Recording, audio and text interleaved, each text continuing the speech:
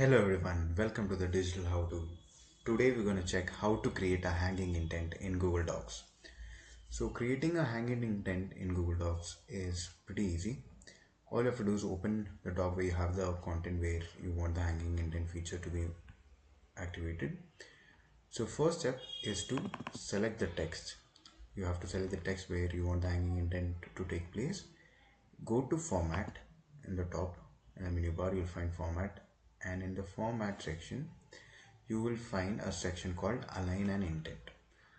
You hover over to align an intent, again a pop-up will come up. Here in the bottom you can see indentation options, right? All you have to do is just click on that, and then you can see an indent, a special indent option with a drop down.